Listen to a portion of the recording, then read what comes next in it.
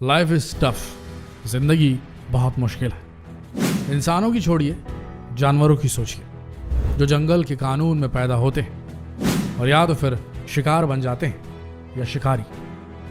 जितनी जिंदगी इंसानों की कठिन है उससे कई लाखों गुना कठिन होती है जानवरों की जिंदगी। उन्हें रोज जिंदा रहने के लिए लड़ाई करनी पड़ती है। आज हम आपको कुछ ऐसी माओं के बारे में बताएंगे एनिमल किंगडम की, जो अपने बच्चों को बचाने के लिए किस हद तक चली जाती है और किस तरीके से बच्चों को बचाया जाता है। ये सुनकर आपका दिल दहल जाएगा। जैसे खार खाकर खुद मेल पार्टनर्स ही अपने बच्चों को मार दिया करते हैं, तो फिर दूसरे प्रेडेटर्स, दूसरे शिकारियों की क्या बात। इसलिए इन माओं को अपने बच्चों की देखरेख बहुत ही क्रिएटिव ढंग से करनी पड़ती है, अन्यथा इनके बच्चों का जिंदा रहना मुश्किल होता है। आज हम आपको कुछ ऐसा दिखाने जा रहे हैं जिसे देखकर आपको अपनी आंखों पर यकीन नहीं होगा और हमेशा हमेशा के लिए आपके दिमाग में मां शब्द की परिभाषा बदल जाएगी। तो चलिए चलते हैं जानवरों की दुनिया में।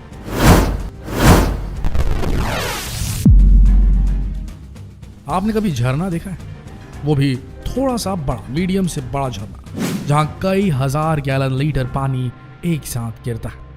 जानते एक छोटी कार अगर उसके सामने अगर इस झरने के सीधे सीधे नीचे खड़ी कर दी जाए तो उसकी हालत क्या होगी? चकनाचूर हो जाएगी भाई साहब। लेकिन अब अगर हम कहें कि एक छोटी चिड़िया की प्रजाति होती है जो इस झरने के तेज फोर्स को चीर कर झरने के पीछे अपने अंडे देती है, अपने घोंसले बनाती है। क्यों? ताकि इनके बच्चे, इनके चूजे, इनके अंडे सुरक्षित रह सके। ऐसा करने वाली ये दुनिया की एकमात्र चिड़ियों की प्रजाति है जिन्हें कहा जाता है द ग्रेट डस्की स्विफ्ट। ये अपने बच्चों के साथ ऐसे ही खतरनाक झरनों के पीछे रहती है। ये चिड़िया उत्तरी दक्षिणी अमेरिका के रेन फॉरेस्ट में पाई जाती है और ये शायद इकलौते ऐसे पक्षी हैं जो पानी के इतने बहाव को बर्दाश्त कर काट कर सीधे अंदर घुस जाते हैं। झरने की तेज धारा को चीर कर पीछे चले जाते हैं झरने के, जहाँ इनका घोंसला होता है।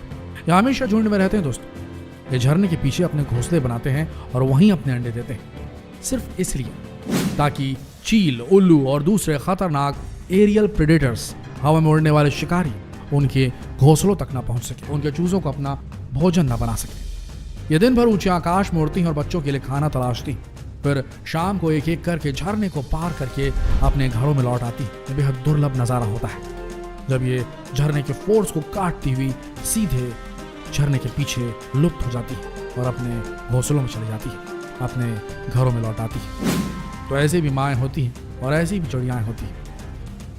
इन्हें कुदरत का करिश्मा ही कहेंगे। एक नन्ही सी चिड़िया अपने बच्चों को बचाने के लिए एक खतरनाक झरने को भी पार कर लेती है। अब हम आपको एक ऐसी माँ से मिलवाने जा रहे हैं जो अपने बच्चों को अपने मुंह में रख लेती है, पर उन्हें खाने के उद्देश्य से नहीं बल्कि उनकी सुरक्षा के लिए। ये जो फुटेज आप देख रहे हैं इसमें आप देख सकते हैं एक मछली को जिसका नाम है बिग माउथ। ये सिर्फ और सिर्फ अफ्रीका में पाई जाती है और इसे लगता है कि बच्चों के लिए सबसे सुरक्षित जगह अगर कोई है इस दुनिया में तो है उसका खुद का मुंह।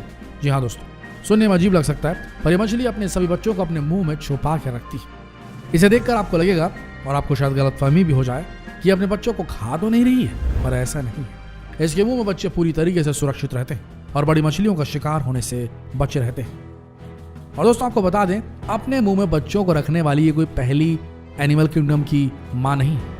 ऐसा काम क्रोकोडाइल्स भी करते हैं, मगरमच्छ भी करते हैं। जी हाँ, सीरियसली ये सच है। क्रोकोडाइल अपने अंडे नदी के किनारे में रेत में छुपा कर रखते हैं और जैसे उसमें से बच्चे फूट कर निकलते हैं तो उन्हें पानी में उतारने के लिए माँ जो होती हैं वो उन बच्चों को अपने मुंह में दबाकर ट्रांसपोर्टेशन का काम करती है, उन्हें पानी में लेके जाती हैं। या पानी में अगर इन माओं ने अपने मगरमच्छ के बच्चों को जो उतार दिया है, इन्हें वापस मुंह में दबाकर दूसरी सेफ जगह भी लेके जाती हैं, सिर्फ ट्रांसपोर्ट करने के लिए इनका। जैसा कि हमने बताया कि क्रोकोडाइल्स अपने अंडे नदी के किनारे पर रेत में छुपा कर रखते हैं ताकि कोई उन्हें नुकसान न पहुंचा सके। जब क्रोकोडाइल माँ को कोई खतरा महसूस होता है तो अपने बच्चों को मुंह में रखकर उन्हें पानी में या फिर किसी सुरक्षित जगह ले जाती है। क्रोकोडाइल के बच्चे सबसे सुरक्षित माहौल में रहते हैं क्योंकि इनके पास इनकी माँ के अलावा एक नैनी भी होती है। जी हाँ, एक केयर टेकर भी होती है इन बच्चों की। सच है, ये छोटी सी चिड़िया है डिकॉक, जो क्रोकोडाइल के अंडों के पास ही अपने खुद के अंडे देती है। और देखिए कितनी मुस्तैदी से ये अपने अंडों की सुरक्षा कर रही है। इसके सामने ये लिजर्ड, ये बड़ी सी मॉनिटर लिजर्ड भी फेल है। देखिए किस तरीके से अपने पंखों को फैलाकर ये अंडों की सुरक्षा कर रही है।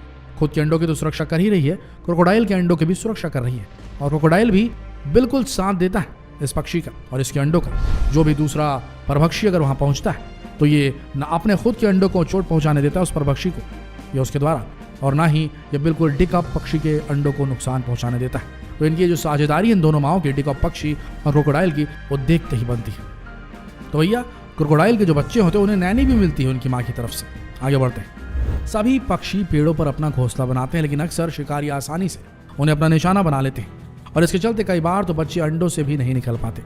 लेकिन हॉर्नबिल अपने अंडों को पेड़ के होल में छुपा कर रखते हैं और मादा अपने अंडों के साथ उसी होल में रहती है। जब मादा उस पेड़ के अंदर अंडे दे देती है तो उस छेद को, जो ओपनिंग रहती है छेद जो पेड़ की, उसे ब्लॉक कर देती है। तिनकों से, धूल से और फल पत्तियों द्वारा बस एक छोटा सा छेद खुला रहता है जिसके अंदर से कोई बाहरी परभक्षी अंदर तो नहीं घुस सकता।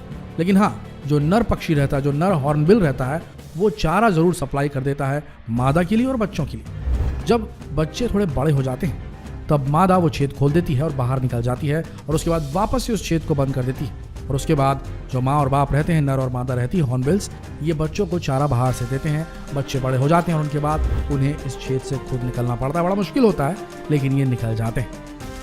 वैसे ये भी कहावत फेमस है कि अगर कोई हॉर्नबिल के अंडों को नुकसान पहुंचाने की कोशिश करता है तो ये उस होल का सारा कचरा उस पर फेंक देती है ना मजेदार।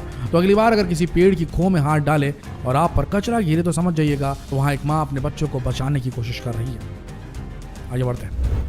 अब आपको एक बहुत ही पुरानी रिकॉर्डिंग दिखाते हैं जहां पर इमरजेंसी इजेक्शन प्लेन्स और जितने भी एयरक्राफ्ट होते हैं उसमें जब पायलट को लगता है कि उनका एयरक्राफ्ट क्रैश होने वाला है तो वो इजेक्ट बटन दबाता है और उसकी सीट ऑटो इजेक्ट हो जाती है और वो एक्सप्लोड करके बाहर निकल जाता है कॉकपिट से और बाहर एक पैराशूट के माध्यम से ज़मीन पर सेफली उतर जाता है। लेकिन पुराने ज़माने में जब ये टेक्निक डेवलप हो रही थी तो उसके लिए बहुत सारे एक्सपेरिमेंट करने होते थे और इसकी रिकॉर्डिंग आप अपनी स्क्रीन पर अभी देख रहे हैं कि किस तरीके से इजेक्शन सीट का इस्तेमाल किया जा रहा है, एक्सपेरिमेंट किया जा रहा है, उसका टेस्ट किया जा रहा है और दूर फेंक रही है इंसान को ये सीट।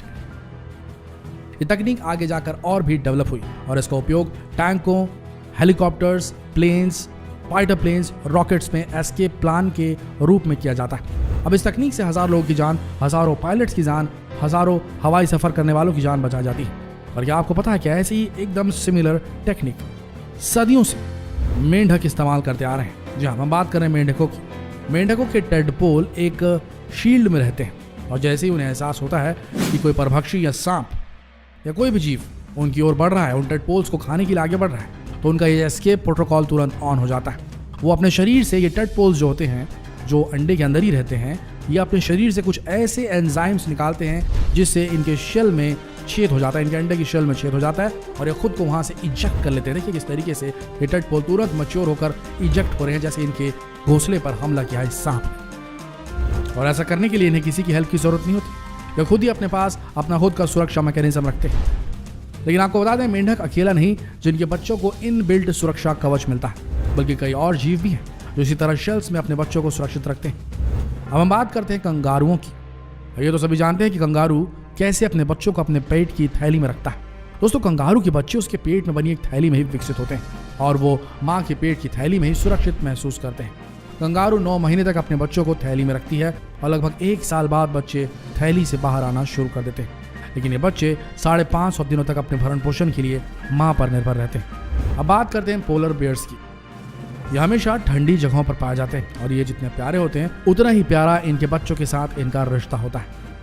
आपको बता दें, जो फीमेल पोलर बियर होती है उसे बच्चे को जन्म देने के लिए अपने वजन का 2 गुना होना पड़ता है, जिसके बाद ये कई महीनों तक कुछ भी नहीं खाती। एक्चुअली ये इसी समय अपने बच्चों को जन्म देती है और जन्म देने के बाद 2 महीने तक अपने बच्चों के साथ ही अंडरग्राउंड रहती है। इसके बाद भी लगभग 2 साल तक ये अपने बच्चों को पीठ पर लाद कर खाने की तलाश में बाहर निकलती है। देखा आपने, केवल इंसान ही अपने बच्चों का पालन पोषण और रक्षा नहीं करता, बल्कि जानवर भी अपने बच्चों की देखभाल करने में पूरी जी जान झोंक देते हैं।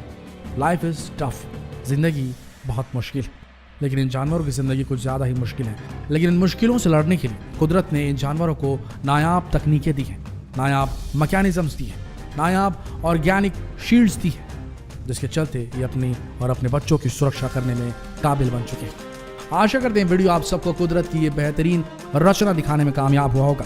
अगर आपने इस वीडियो में कुछ आश्चर्यजनक, कुछ रोचक, कुछ अमेजिंग देखा तो इसे अपने तक सीमित न रखें। इस वीडियो को जितना हो सके शेयर करें, फेसबुक पर, व्हाट्सएप पर, यूट्यूब पर, ताकि लोग कुदरत के करीब पहुंच सकें और समझ सकें कि जिंदगी सिर्फ उनके लिए टफ नहीं, और भी लोग हैं जो उनसे ज़्यादा कठिन जिंदगी जी रहे हैं और मुस्कुरा रहे हैं।